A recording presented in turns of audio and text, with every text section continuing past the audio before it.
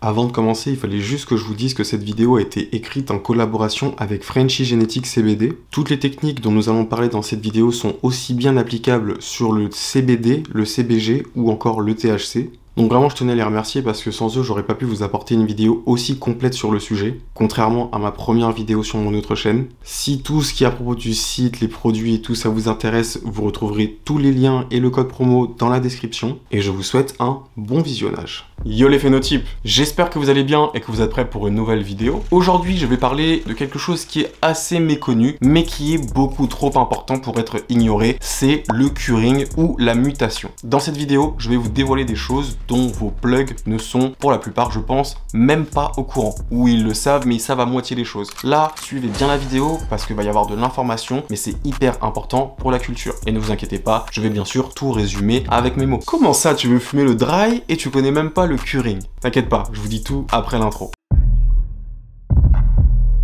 Je suis dans une trappe et je vois que la frappe. Je smoke le dry, tu fumes de la caille. C'est la home de la loud, c'est la home de la frappe.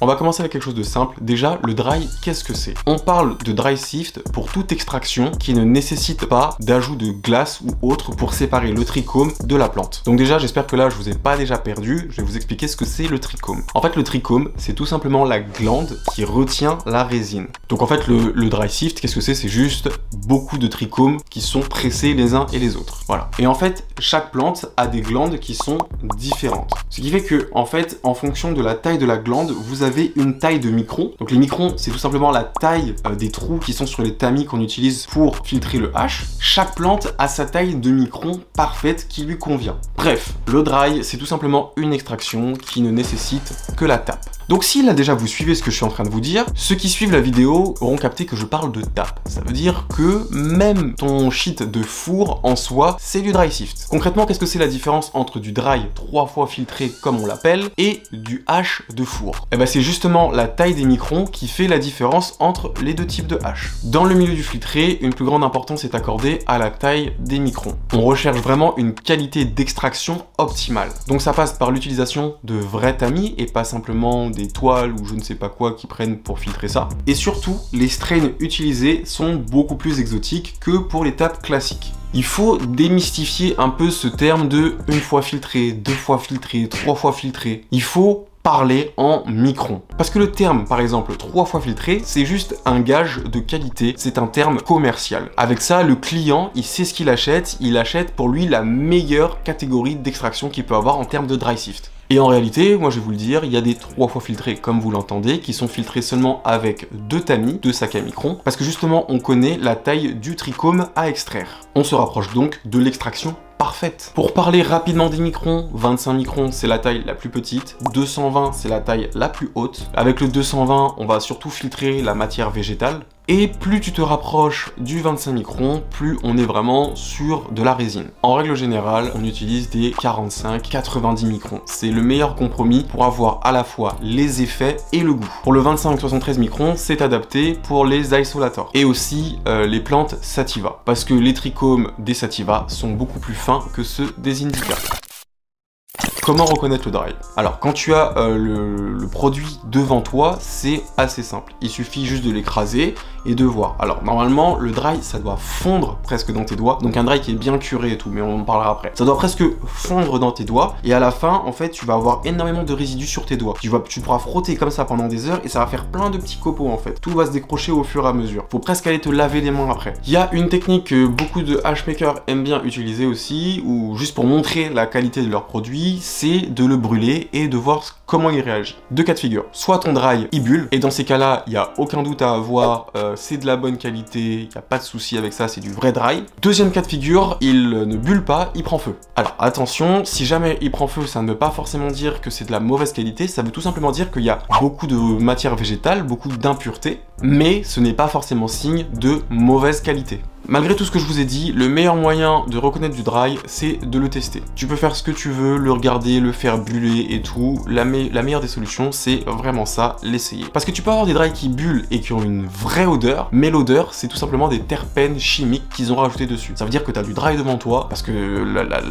la matière, elle est bonne, enfin la matière, elle est bonne à fumer, le trichome est bon, mais derrière, c'est chimique parce que tu rajoutes une couche chimique par-dessus qui va venir donner du goût à ton truc. Donc ça, comment tu le reconnais, c'est tout simple. Visuellement, il va être beau, à l'odeur, il va sentir hyper bon, mais quand tu vas le fumer, aucun goût. C'est pas forcément mauvais, c'est juste pas naturel. Et même chose, tu peux avoir un hash qui ne bulle pas, mais à fumer, qui est excellent, qui a un bête de goût. Ça va vraiment dépendre de la taille des microns. Donc comme je vous ai dit, ça c'est des haches qui vont utiliser plutôt du 220, 120, des trucs comme ça, tu vois ce que je veux dire. Bon, généralement le 220 c'est un genre de préservatif, vous verrez ça dans d'autres vidéos, qu'on utilise pour la sécurité avant tout. Mais vous verrez ça plus tard. Mais en tout cas, quand on a des calibres qui sont aussi gros que ceux-là, c'est là où on va retrouver le plus de matière végétale, le plus d'impuretés, donc ton dry ne bullera pas forcément. Mais ça veut pas dire pour autant qu'il est mauvais. Bon, le moment que vous attendez tous, le curing. Désolé si la plupart vous connaissiez déjà tout ce que je vous ai raconté jusqu'à présent, mais c'est toujours important de rappeler en fait, parce qu'on est sur un produit tellement particulier, tellement nouveau, alors que c'est un produit qui de base est là depuis, c'est juste nous qui ne le connaissions pas.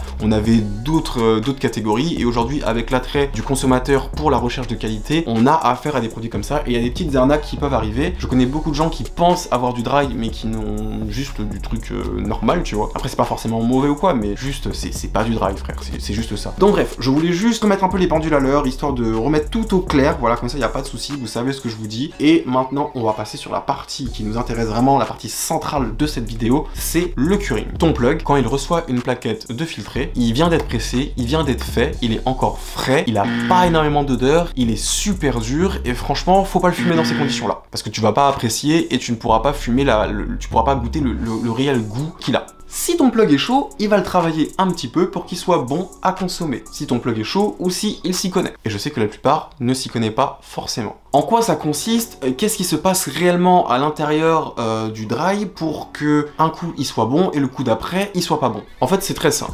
Le curing, c'est l'étape qui va venir activer l'hydrocarbure présent dans ton extraction. En fait, les hydrocarbures présents dans le dry, ça s'appelle les terpènes. C'est ce qui donne le goût, c'est ce qui donne l'odeur, en fait, à ton extraction, à ton dry. Et en fait, il y a deux choses qui peuvent activer les terpènes, c'est le temps ou la chaleur. À partir de là, il y a deux types de curing qui existent. Il y a le curing à froid et le curing mécanique. Le curing machine, un peu. Donc déjà, il faut que je vous dise, avant tout, que c'est la technique, enfin, c'est les techniques de Frenchy Genetics que je vais vous donner maintenant. Il m'a donné l'autorisation de pouvoir en parler et c'est lui qui m'a bien expliqué pour que je comprenne. Je savais déjà plus ou moins comment ça fonctionnait, mais il y avait des trucs, genre par exemple le fait que les terpènes ce soit un hydrocarbure, je le savais pas, c'est lui qui m'a expliqué. Bref, je vais commencer par vous parler du curing à froid. Le curing est optimal, ça fonctionne bien sur les petites quantités, d'où les olives de 10 grammes par exemple. Ça c'est hyper facile à être curing, c'est même mieux et ça marche mieux, voilà. Le curing à froid, il va être plus uniforme, ça veut dire que tout votre dry va être bien curing de la même façon. Pour ce faire, il faut mettre votre dry dans du papier sulfurisé, bien emballé, ensuite le mettre sous vide, trouver un endroit sec à l'abri de la lumière et le laisser là. Vous pouvez l'abandonner jusqu'à 1 an, de 1 mois à 1 an, allez, même plus. Comme je vous ai dit, il y a deux choses qui activent les terpènes, c'est le temps ou la chaleur. Là, avec le temps, c'est le mieux, d'accord? C'est comme un bon vin. Un bon vin, tu le fais, tu le bois pas direct, non, tu le laisses d'abord reposer pendant plusieurs années. Bah là, avec le dry, c'est la même chose. Ça, je pense que c'est un peu le futur de notre consommation. C'est des dry, on va vous dire, ça vient de telle farm, ça a été récolté en telle année, ça a été curing pendant tant de temps, tu vois. Et à la fin, tu auras presque des grands crus de dry. Moi, je pense que c'est comme ça que ça va finir. Donc là, c'est vraiment la méthode classique, la méthode des amoureux, la méthode du vin, la méthode recommandée par Frenchy Genetics. Maintenant, nous avons notre curing machine qui, lui, est plus adapté à la grande consommation, à la grande distribution. Mais il peut être dangereux parce que votre dry, il peut tourner et ne plus être bon du tout. Perdre tout son goût, vous pouvez choquer les terpènes, enfin bref, vous pouvez vraiment niquer votre dry. Donc, pour un curing machine, même chose. Papier sulfurisé, sous vide, et là, maintenant, vous allez le mettre dans des endroits, le mieux, je vais commencer par le mieux, voilà, c'est le mettre dans un déshydratateur pendant 24 heures. Pourquoi? Parce que la chaleur va être uniforme, vous allez pouvoir régler la température, et il n'y a pas de mauvaise surprise. Maintenant, je sais que tout le monde n'a pas un déshydratateur chez lui, tout le monde n'a pas le temps de faire ça, ou enfin bref, je ne sais pas. En tout cas, il y a plusieurs gens qui vont parler de technique, et j'ai demandé un peu l'avis de Frenchy là-dessus, et j'ai eu des explications explication sur ce qui était bien et ce qui n'est pas bien. En soi, vous pouvez le mettre par exemple derrière une box, derrière votre play, à côté du chauffage et tout, mais le plus important c'est que ça soit contrôlé, c'est-à-dire qu'il faut une température de 35 degrés. Si votre truc il est à 40 degrés, bah, vous allez vraiment tout fucked up. Vraiment faites attention à ça. Et le dry c'est un truc, ça tourne, ça pourrit, vraiment. Quand vous faites ça, vérifiez bien que le sous-vide ne gonfle pas, parce que là ça voudrait vraiment dire qu'il y a un problème. Utilisez un thermomètre pour savoir la température exacte, parce que ça serait bête au prix que ça coûte de devoir jeter par exemple une plaquette de 100 grammes. Une autre technique est sûrement la plus répandue, c'est la mettre dans vos parties génitales. Oui, parce que le corps a une température de 37 degrés, donc déjà là je vous ai dit 35, il y a 2 degrés de différence, mais allez, à la limite ça peut passer, mais il faut bien le garder 24 heures au même endroit. Ça veut dire que faut pas aller se doucher, faut pas sortir, parce que bon vas-y, faut pas faire tomber le truc quoi, faut rester là pendant 24 heures, attendre que ça se fasse. Donc c'est ultra chiant et c'est pas une technique personnellement que je recommande. Il y a quelques mois, j'aurais pu vous recommander ça, mais aujourd'hui je ne vous le recommande pas. 24 heures avec un truc dans le paquet, frère, non, la flemme. Comme je vous ai dit, le mieux c'est le déshydratateur, c'est bien contrôlé, il y a aucun souci avec ça. Il y a beaucoup de techniques en soi qui existent, hein. J'ai par exemple vu des gens faire bouillir une plaquette carrément. J'étais mort quand j'ai vu la vidéo. Apparemment ça a fonctionné, voilà. Enfin bref, des petites techniques comme ça, mais en soi, moi là je vous ai donné les principales et les plus adaptées. Vraiment le déshydratateur c'est ce qu'il y a de mieux. En tout cas, une fois que vous avez laissé votre dry muter pendant 24 heures, ce qu'il faut faire ensuite après, c'est la mettre, allez, une dizaine d'heures au frigo, histoire que tout ça se resolidifie bien et let's go, t'as de la foudre. Par contre, la chose à ne surtout pas faire, c'est refaire curing un dry qui a déjà été curing. Parce que là encore une fois, tu vas choquer le trichome, tu vas le détruire et ton dry ne sera plus bon à être consommé. Il aura plus de goût, il aura plus rien, voilà. Donc attention à ça, ne pas refaire curing à hache. Et maintenant, là, on a plus ou moins fini de parler de cette étape de curing, mais moi, il y a quelque chose, une question qui me revenait à chaque fois, c'est qu'est-ce que c'est le résidu qui se retrouve sur le papier sulfurisé une fois que ça a curing? Parce que, bon, je pense que là, il y aura des vidéos qui vont pop déjà dans la vidéo pour vous montrer un peu à quoi ça ressemble, mais moi, ma question vraiment, c'était le résidu, là, qu'est-ce que c'est? Est-ce qu'il est bon à être consommé? Enfin, c'est quoi, tout simplement? J'ai demandé à Frenchy qui m'a expliqué que ça s'appelait le colophane. Qu'est-ce que c'est? C'est tout simplement le résidu de tout ça. C'est un genre de live rosine naturelle. Ça s'obtient généralement avec des plantes qui sont extrêmement résineuses et ça s'obtient avec de la chaleur. Donc je vous ai dit, pour le curing du hache, qu'est-ce qui active l'hydrocarbure? C'est le temps ou la chaleur. Donc on s'y retrouve au final. Et pourquoi ça s'obtient? Tout simplement parce que donc vos hydrocarbures, ils vont essayer de s'échapper. Ils ne pourront pas s'échapper comme ils seront sous vide. Ils vont revenir à l'intérieur. Enfin bref, ils vont faire des trucs de fou. Et au final, ça va te laisser une couche résineuse que tu peux venir récolter après, d'accord? Tu en récoltes sur plusieurs endroits différents et à la fin, ça, tu peux le consommer comme du live rosin. Voilà, c'était la petite précision que je voulais ajouter parce que c'est des trucs qu'on voit mais qu'on ne pense jamais, tu vois. Qu'est-ce que c'est? Ça s'appelle tout simplement le colophane. Allez checker si ça vous intéresse. Moi, je vais pas rentrer là-dedans parce que je ne suis pas botaniste. C'est juste pour vous donner les termes et vous donner la culture, quoi. Tu vois, vous donner l'info, c'est important à voir. Maintenant, je vais vous parler un peu de moi. Comment je fais une fois que j'ai obtenu mon dry, même s'il a été curing, pas curing ou quoi. Moi, il y a toujours une étape que je fais. Donc déjà, si c'est une olive, enlevez le papier, jetez le papier, lavez-vous les mains, c'est dégueulasse. Ensuite, moi, je remballe tout ça dans du papier sulfurisé et que je vais mettre après dans une boîte sous vide,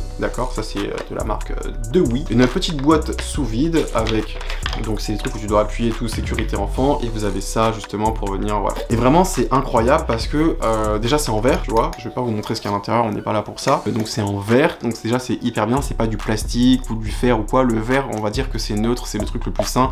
Votre dry ne va pas absorber du plastique ou des choses comme ça, donc ça c'est cool. Et là-dedans, moi j'ai remarqué que le travail, franchement, il se fait tout seul. J'ai juste à laisser ça bien fermé comme ça, le laisser sous ma table, même pas à côté d'une source de chaleur ou quoi. Je le laisse là et le travail se fait tout seul. Que le dry soit déjà curing ou pas curing, moi je continue à remarquer que quand il arrive, il reste quand même toujours assez dur, même si je connais des gars qui font assez bien le travail derrière, mais il arrive toujours assez dur et en fait j'ai qu'à le mettre là-dedans, allez, 2-3 jours, au bout de 3 jours, c'est bon, le truc il fond quoi, tu l'attrapes direct, il fond. Ça vraiment c'était ma technique que j'utilise, ce que je fais à chaque fois que j'ai du dry. Et voilà, je pense qu'on a fait le tour de la question du curing. Je me répète, attention à ne pas le faire curing trop longtemps, vous allez perdre toute la saveur, vous allez perdre toutes les terpes, vous allez niquer vos trichomes, votre dry ne sera plus bon, ne sera plus propre à être consommé. Attention. Aussi, je m'adresse aux plugs qui quelquefois regarderaient mes vidéos, je sais qu'il y en a, tu vois, je sais. Essayez quand vous recevez la chose de bien faire le travail parce que c'est vous en fait qui êtes le garant de la consommation des gens. Je sais que vous êtes là avant tout pour faire du chiffre sur le dos des gens. Vous n'êtes pas tous comme ça, je le sais très bien. Donc c'est pour ça que je vous dis, pour ceux qui auraient envie de bien faire les choses, attendez, faites bien le travail, les méthodologies que je vous ai dit juste avant et vous allez voir que votre produit sera encore meilleur et on sait que finalement c'est peut-être ce qui fidélise un client, un produit parfait. Voilà. Je sais pas si j'ai le droit de dire tout ça sur YouTube, mais moi vraiment je vous parle sans bullshit ou quoi. Je suis là pour vous dire la vérité, vous dire les choses comme je les pense. Et voilà, ça fait très envie de faire cette vidéo, mais je ne voulais pas raconter de bêtises, je voulais pas être là et vous dire ouais mettez ça à 24 heures dans vos parties et puis ça va se gérer tout seul. Non, je voulais expliquer vraiment ce qui se passe, pourquoi on doit le faire muter, pourquoi il n'est pas bon au début, pourquoi il est bon après, qu'est-ce qu'on obtient, qu'est-ce qui se passe chimiquement dans la plante, et je trouve que c'est ça qui est le plus intéressant là-dedans. Bref, j'espère que vous avez apprécié la vidéo. Si j'ai dit des bêtises, parce que c'est possible, hein, vous savez, je suis pas, je vous ai dit, c'est quelqu'un qui m'a donné l'information, moi j'ai recoupé un peu, voilà, j'ai fait mes recherches à droite à gauche. Donc si vous avez des trucs à ajouter, allez-y, ok, toujours dans le respect, c'est juste ça le plus important, dans le respect. Ajoutez-moi vos informations, ce que vous avez ajouté, et puis je vous répondrai en commentaire de cette vidéo. Bref, j'espère que vous avez apprécié la vidéo, c'était Lucci, et je vous dis à la prochaine dans la maison de la Lao. Pau. Ce qu'on a fait pour les tuiles, mon poteau, c'est du salissime. J'avais un rêve avant, être richissime par la résine. La fuse, maison de la frappe, home of love, home of love.